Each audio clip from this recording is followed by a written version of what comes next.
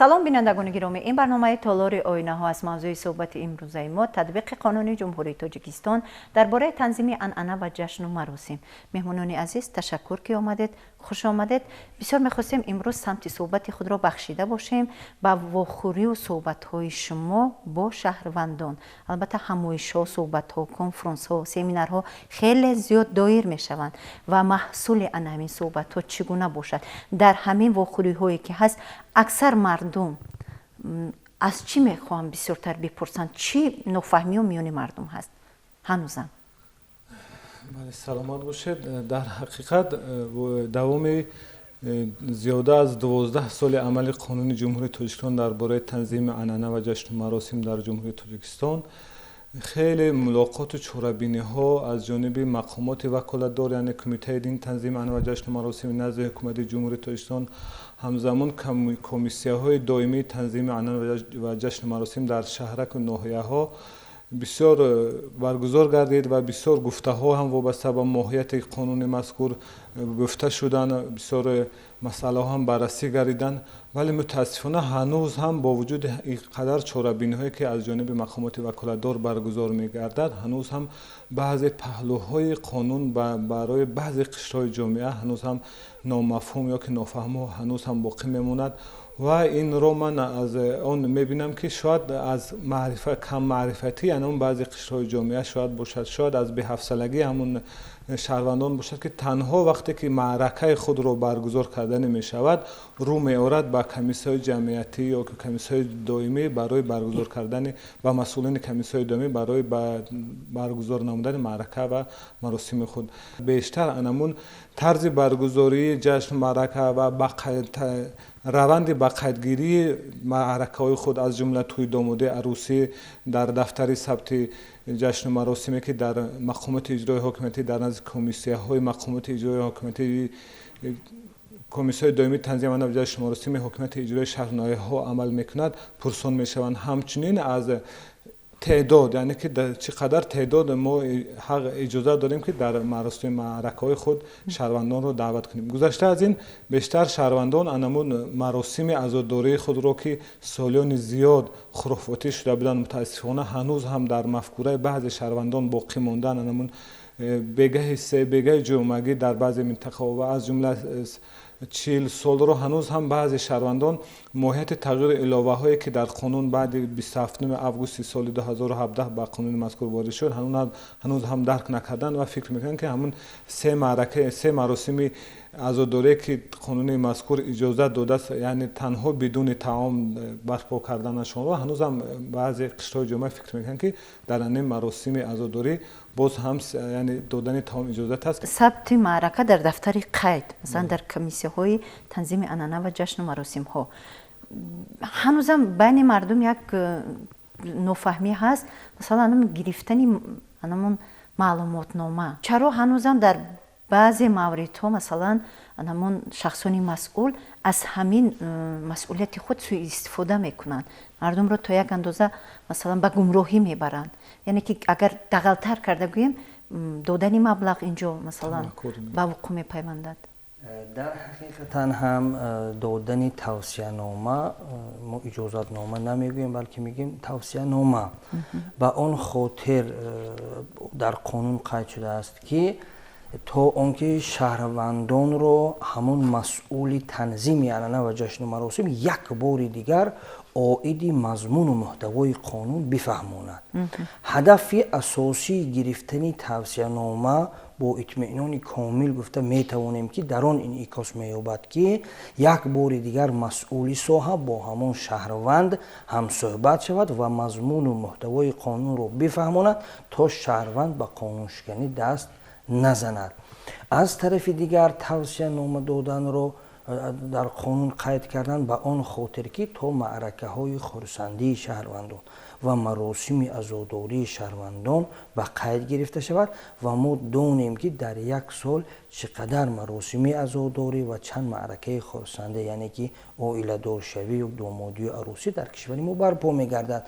زیرا برای خاطر گذاشتن نقشه های وزارتی اداره های دخل دار نهایتا این آمار مهم است. و خیلی که میدونید هر یک نهاد، هر یک اداره، هر یک وزارت از روی امورهای پیشنهاد گردیده نقشه چاره‌بینی خود رو براه میماند. به همین خاطر هم گرفتن توصیه نامه رایگان هست. ما بارها این مطلب رو با واسطه وسایل اخباری عامه، حتی با واسطه وسایل اخباری عامه بیان داشتیم. این چنین در روزنامه ها مقاله نوشتیم، در مجله ها مقاله نوشتن، حتی ویدیوهای کوتاه مدت ثبت کرده شد و در شبکه ها این چنین داده شد و شهروندان ما این مسئله آگاه هستند. تنها به یک خاطر که بعضا از کارمندان به راه‌های رشوه‌ستانی دست نزنند. با گفتی مثلا شما 12 سال است که تاکید می شود، ولی هنوز هم مهمون اساسی در بسیاری از معرکه های مردمی ما رئیسان کمیسیه های تنظیم عنعنه و جشن و مراسم ها هستند. به خاطر چی؟ به خاطر اونه که مثلا تا یک اندازه مردم کمی اگر گوییم که بیم دارند، تا یک اندازه کمی میترسند از اون که مثلا مردم اطلاع ندارند کی گناهگار است. مثلا کارهای فرماندهی که باشند، صحبت ها که باشند، چرا مثلا هنوزم یا که انمون سنت، انمون فهمیش های مثلا کوتاه، نفهمی های مردم شاید سبب می شود؟ در حقیقت هم از اولی قبول قانون تا این جانب اگر ما مقایسه کنیم میبینیم که خیلی هم معرکه های ما در برگزاری آنها، در خراجاتی که در معرکه ها میشه، چه مراسم عزاداری باشد چه معرکه های خرسندی باشد، یعنی فرقیت کلان وجود دارد. به مانند سالها 2005 2006 دیگه شهروندان ما معرکه برپا نمیکنند. این خودش در حد ذات خود یک دستاوردی بزرگ است. من بعد باز هم بهری بیشتر تطبیق نمودن یعنی طلبات های قانون میباید همه اهل جامعه سهمگزار باشند. در حقیقت هم بعضا کارمندان تصادفی در ساحه هستند. بهری برطرف نمودن چنین شخصان تصادفی یا که مسئولیت خود کاملا احساس نمیکنند، ضرور است که شهروندان با مقام وکالتدار یعنی کمیته دین، تنظیم عنعنه و جشن و مراسم نزدیک حکومت جمهوری تاجیکستان، این چنین دیگر مقامات های داخل دار ضرور است که همکاری خود را براه مانند. چرا شخصان تصادفی چرا راه می‌یابند؟ شخصان تصادفی در هستند در این ساحه، میباید که بهر برطرف نمودن آنها همه اهل جامعه در همبستگی، در همفهمی بهر برطرف کردن چنین اشخاص سهم ارزنده بدن و ساحه یعنی که برگزاری معرکه ها رو ما از چنین اشخاص ضرور است که پاک سازیم. البته قانونگذار کمیته دین تنظیم عنعنه و جشن مراسم را همچون مقام وکالتدار در عملی نمودن یا که در نظارت عملی قانون مذکور انتخاب نموده است، تعیین نموده است و گذشته از این به خاطر که قانون مذکور بی‌واسطه در محل ها، در شهر و ناحیه ها خوبتر و درستتر عملی گردد، کمیسیه های تنظیم عنعنه و کمیسیه های دائمی تنظیم عنعنه و جشن مراسم در شهر و ناحیه ها باید تأسیس داده شود. یعنی رئیسی این کمیسیه ها با دوش راهبران شهر و ناحیه ها باید واگذار کرده شود طبق طلبات قانون مذکور. ولی اینجا گپ البته درباره کمیسیه ها یا که راهبران کمیسیه ها هم تا اندازه نیست، گپ بیشتر میان مردم انمون متخصصان یا که مدیران بخش دین تنظیم عنعنه جشن و مراسم در شهر و ناحیه ها می رود. بعد شهر و ناحیه ها همین یا که شکایت های خود را وابسته به سمت فعالیت یعنی همین متخصصان با کمیته هم حتی می رسونند یا که با واسطه اخبار هم پیشنهاد می‌کنند. البته امروز ما گفتن نمی‌توانیم که کمبودی در ساحه نیست، هست، کمبودی دیده می شود، ولی نوابسته از بودن کمبودی ها من فکر میکنم که تا یک اندازه برای انمون با میان آمدن کمبودی ها در محل ها بی‌واسطه بعضا خود شهروند ها مساعدت میکنن. ببینید من یک مثال عادی میارم. وقتی که شهروند چنانه که قبلا هم قبل کردم قید نمودم، برای با قید گرفتن معرکه خود با مقامات داخلی یا که با نزد کمیسیون های دائمی تنظیم عنعنه یا که مدیران شعبه بخش های تنظیم دین تنظیم عنعنه جشن مراسم مراجعه میکند، بار اول او حتما همون از یک نفری که قبل از او معرکه خود رو برگزار کرده است میپرسد، پرسان میکنه که همین ترتیبات چی خیل شد یا که تو چی کار رو انجام دادی.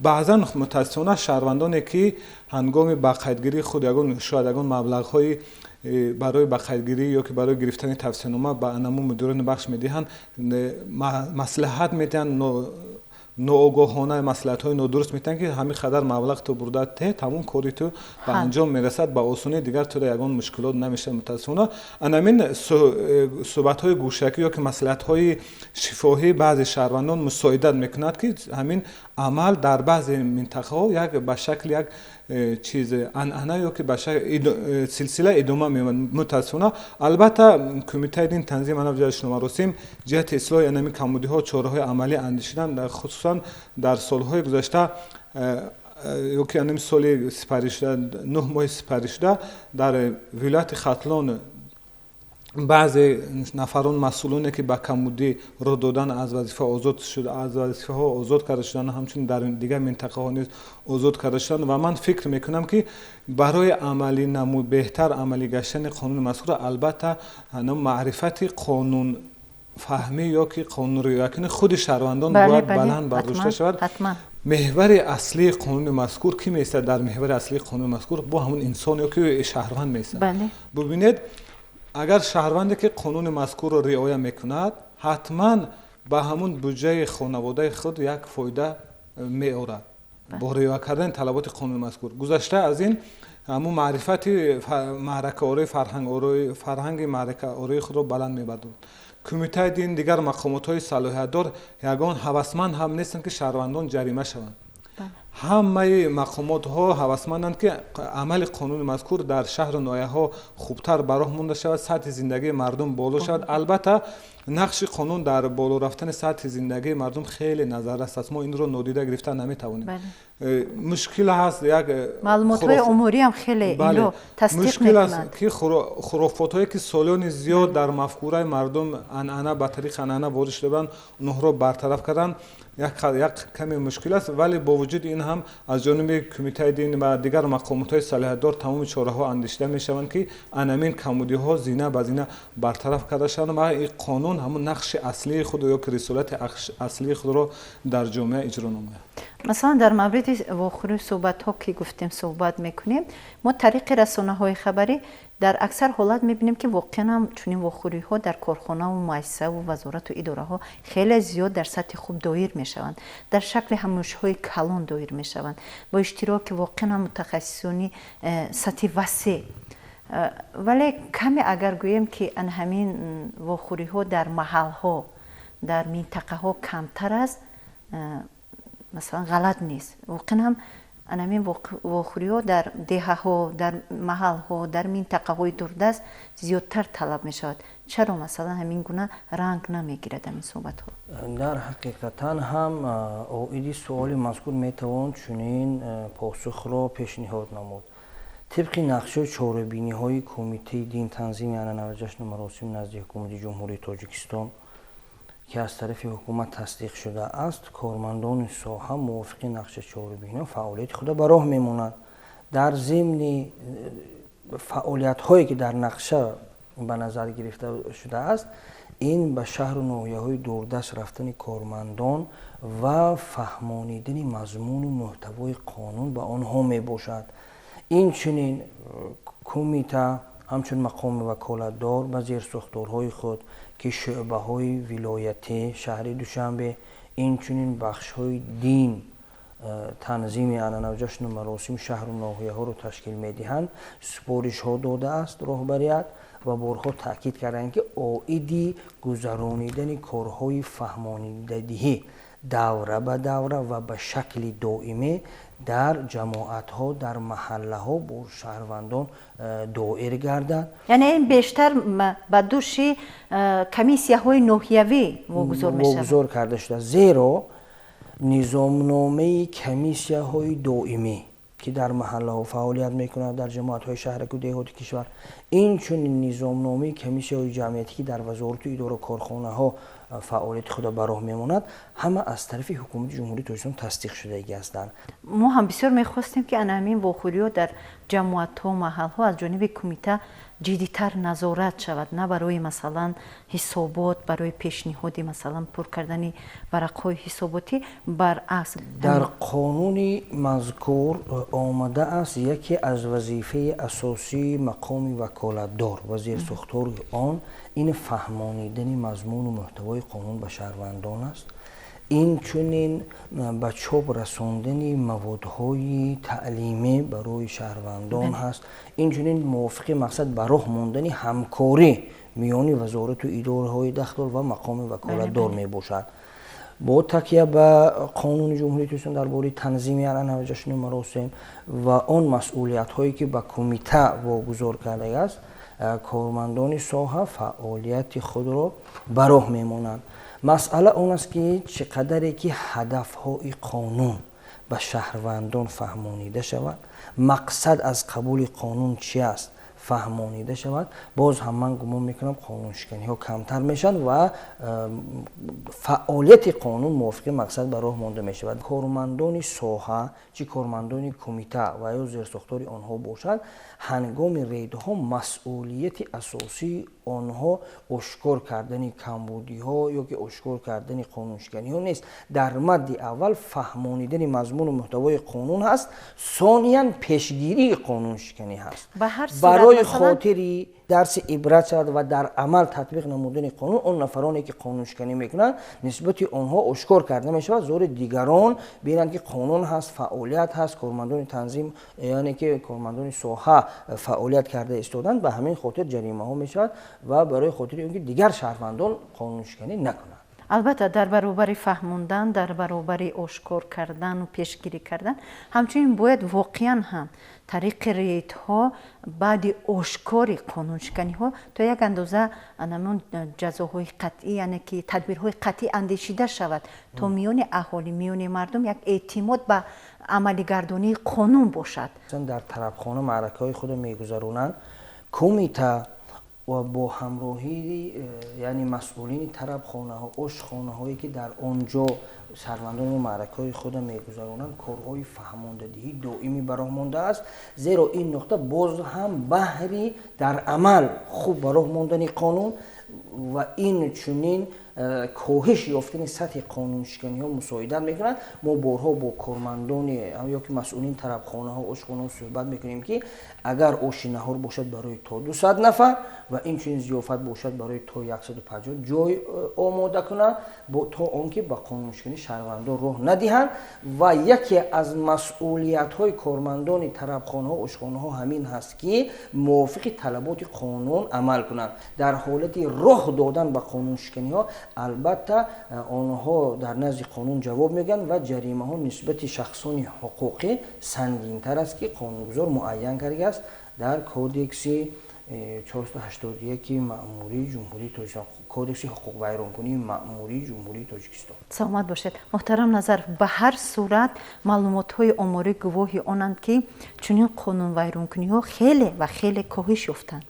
бале, хеле коҳиш ёфтанд нисбати солҳои қаблӣ. ман дар робита ба намун муҳити деҳоте ки шумо қаблан изҳор намудед, яъне ки нофаҳмо ё ки камбудиҳое ки дар деҳот баъзан миёни мардум вобаста ба мафҳуму моҳияти қонуни мазкур ба миён меояд аз нофаҳмӣ. бори дигар ёдрас мекунам ки албатта ба хотире ки бо назар доштам ки дар мавсими тобистон мардуми деҳот асосан ба ҳамун кору бори зиндагии худ машғуланд ва ҷамъ омад ё ки ҷамъ намудани мардум хеле як ба мушкилот даст медиҳад. ба ҳамин хотир кумитаи дин танзими анъана ва ҷашну маросим иқдом гирифтааст ки шурӯъ аз мавсими зимистона ки як андоза кор дар саҳро ё ки дар деҳот сабуктар мешавад, корҳои таблиғотиро бевосита бо ташкили комиссияҳои махсус ё гурӯҳҳои кории махсус дар деҳот бевосита бо шаҳрвандон ба роҳ монад. давоми амали қонуни мазкур нишон медиҳад ки сол ба сол маърифати қонунфаҳмӣ, маъракаороии мардуми мо баланд гардида истодааст ва нисбатан қонуншиканиҳо миёни мардум оҳиста оҳиста поин рафта истодааст. ба тариқи мисол ман мегӯям худи танҳо дар давоми 9 моҳи сипаришдаи соли 2019 аз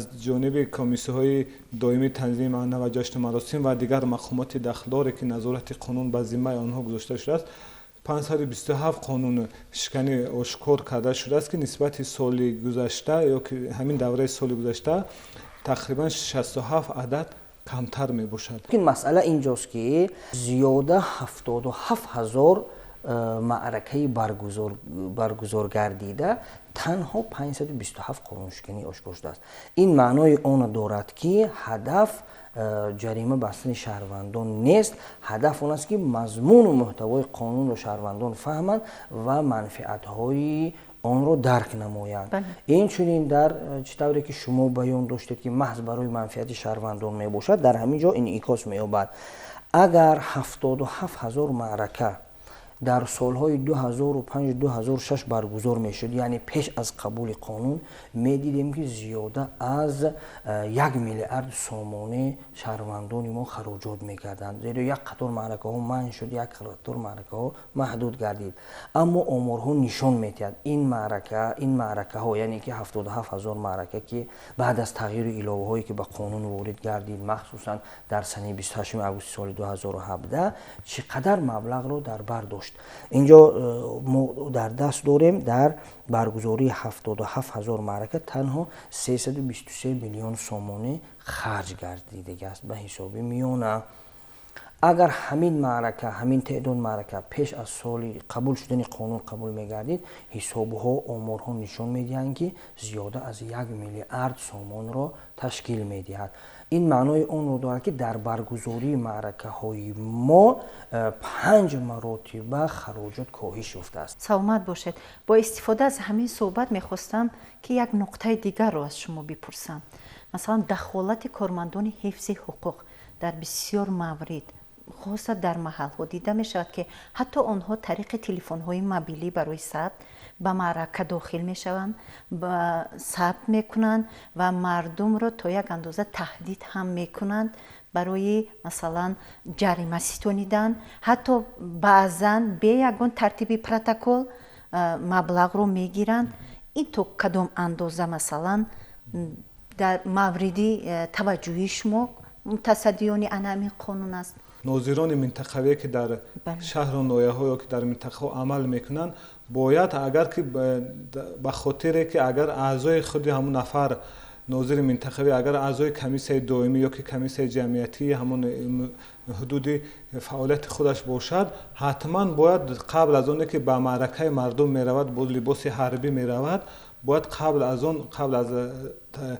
حضور خود در معرکه شهروندان باید کمیسیه های دائمی، یعنی که مسئولان شعبه بخش‌های دین تنظیم عنعنه و جشن مراسم را آگاه نماید و در همجایگی با همین مسئولان شعبه دین تنظیم عنعنه و جشن مراسم به معرکه مردم تشریف بیارند، نه آنکه با لباس حربی خود به معرکه مردم وارد شده.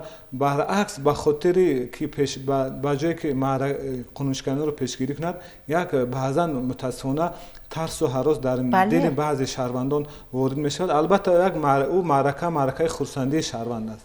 متاسفانه از بعضی مقامات های داخلی انمون ایجاد ترس و هراس در میان شهروندانی که معرکه برگزار میگردند متاسفانه دیده می شود و شما شکایت ها میآید؟ البته کمیته دین تنظیم عنعنه جشن مراسم همچون مقامی وکالت‌دار، البته بعضی شهروندان با طریق شفاهی مراجعه میکنند. ما جهت اصلاح انمی کمودی ها با استفاده از فرصت مناسب با تمام شهروندان با تمام مقامات داخلدار بار دیگر مراجعه میکنیم که انمی طلبات قانون مذکور را هنگام تشریف آوردن به معرکه های مردم رعایت کنند و ترس و هراس در دل مردم ایجاد نکنند. نقطه دیگر گفتیم ثبت انهمی معرکه، ثبت دیگ و طبق یا که معرکه آرایی به مهمانخانه در آمدن نماینده های کمیسیه های تنظیم عنعنه و ناظران منطقوی طریق تلفن از روی قانون است؟ البته اگر که قانون شکنی در حقیقت باشد، در همان رفت معرکه شهروند باشد و کمیسیه های چنانه که ذکر نمودم کمیسیه داخلدار از قانون شکنی مذکور آگاهی داشته باشند، به خاطر که یگان دلیل باشد از قانون شکنی مذکور، شاید همین یگان ثبت نوار تلفنی یا که نوار ویدیویی شاید ضرورت باشند، ولی بار دیگر ذکر میگم که همین ثبت هم در موافقه با همون شهروند یا که با آگاهی شهروند صاحب معرکه باید انجام یا که صورت گیرد.